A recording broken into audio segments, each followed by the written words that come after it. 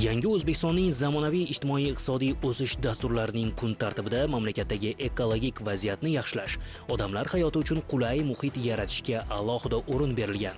Bu soha O'zbekiston Prezidenti Shavkat Mirziyoyevning doimiy diqqat markazida bo'lib, atrof muhitni muhofaza qilish va barqaror rivojlanish davlat siyosatining ustuvor yo'nalishlaridan biriga aylandi. Shu nuqtai nazardan davlatimiz rahbari tashabbusi bilan tashkil etilgan Yashil makon milliy loyihasi o'zgarishlarning asosiy omili bo'ldi. Ta'kidlash joiz, ekologik vaziyatni barqarorlashtirishga qaratilgan loyihani kengaytirish vazifalari o'tgan yil sentyabr oyida qabul qilingan O'zbekiston Respublikasi Prezidentining O'zbekiston 2030 strategiyasi to'g'risidagi farmonda aniq belgilab berilgan edi.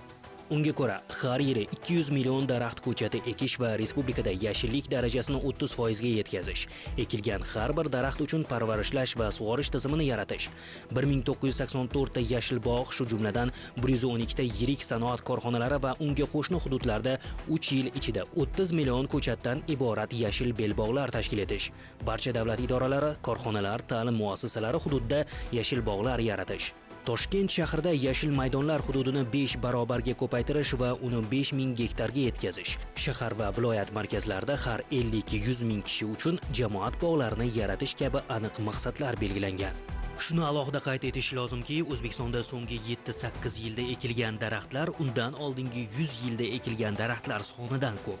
Bu davlatning ekologik tizimga, aholining sog'lig'iga berayotgan alohida e'tiborning yorqin misoli.